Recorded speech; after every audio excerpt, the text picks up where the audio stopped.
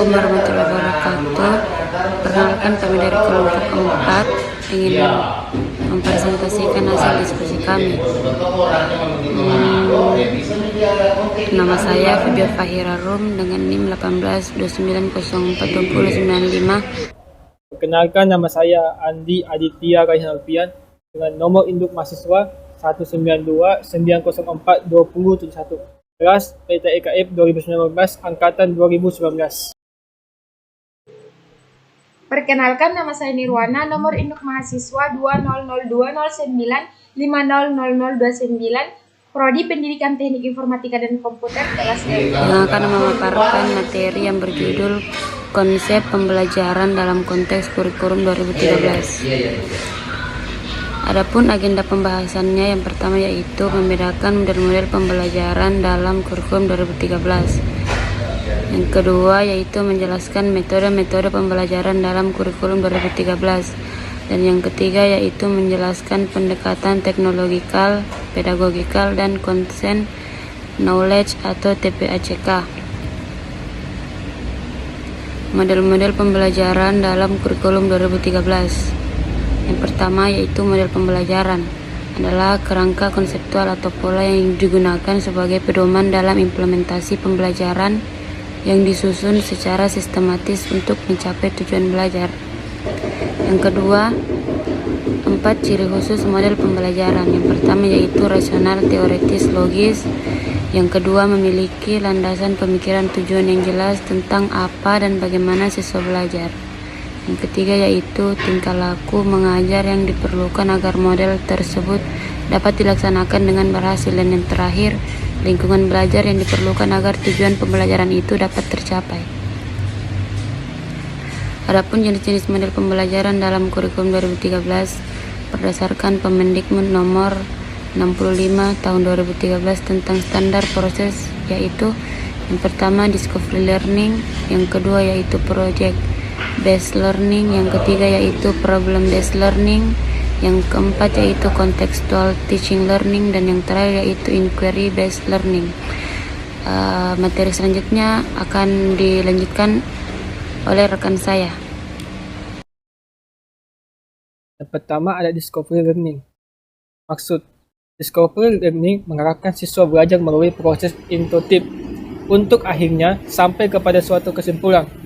Penemuan konsep terjadi bila data dari guru tidak disajikan dalam bentuk akhir, tetapi dalam bentuk proses. Yang ketiga ada tujuan. A. Meningkatkan kesempatan aktif. B. Belajar menemukan pola dalam situasi concrete input abstrak. C.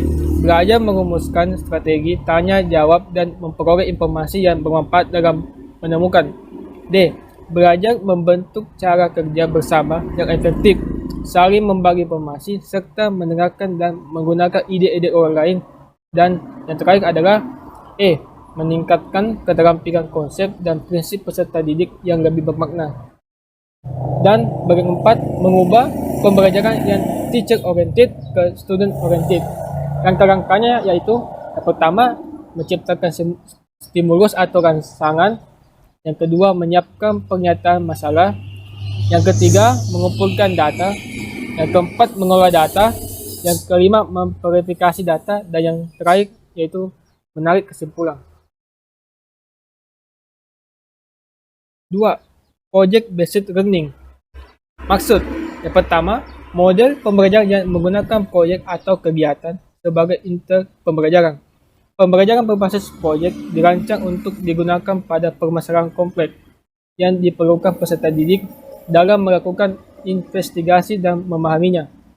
Yang kedua, guru memulai dengan memunculkan arguing question dan membimbing peserta didik dalam sebuah proyek kolaboratif yang mengintegrasikan sebagai subjek atau materi dalam kurikulum.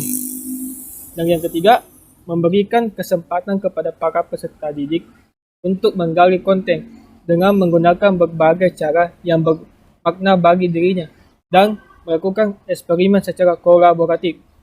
Rangka-rangkanya itu yang pertama, menyiapkan pertanyaan atau penugasan proyek. Yang kedua, mendesain perencanaan proyek. Yang ketiga, menyusun jadwal. Yang keempat, memonitor kegiatan dan perkembangan proyek. Yang kelima, menguji hasil. Dan yang terakhir adalah mengevaluasi kegiatan atau pengalaman. Selanjutnya ada program based learning. Maksud, yang pertama, model pembelajaran yang menyajikan berbagai permasalahan nyata dalam kehidupan sehari-hari peserta didik sehingga merangsang peserta didik untuk belajar. Yang kedua, menantang peserta didik untuk belajar bagaimana belajar, bekerja secara berkelompok untuk mencari solusi dari permasalahan dunia nyata.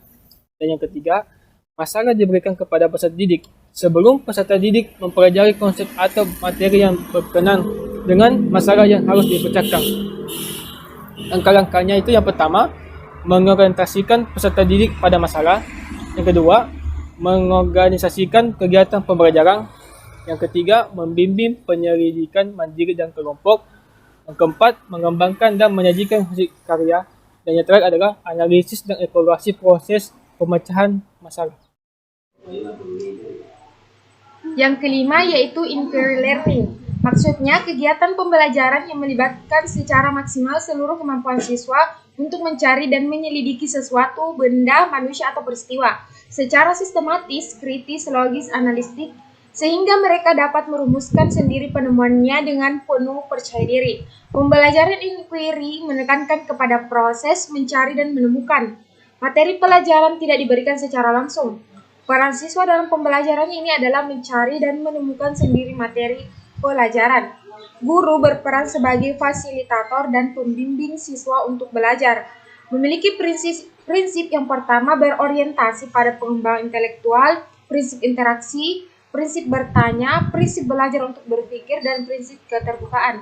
Langkah-langkahnya yang pertama merumuskan masalah, yang kedua mengembangkan hipotesis, yang ketiga menguji jawaban tentatif, yang keempat menarik kesimpulan, dan yang kelima menerapkan kesimpulan dan generalisasi. Selanjutnya, materi yang kedua yaitu pemilihan metode pembelajaran K13. Konsep metode pembelajaran. Yang pertama, metode mengajar adalah cara yang dipergunakan guru dalam mengadakan hubungan dengan siswa pada saat berlangsungnya pengajaran.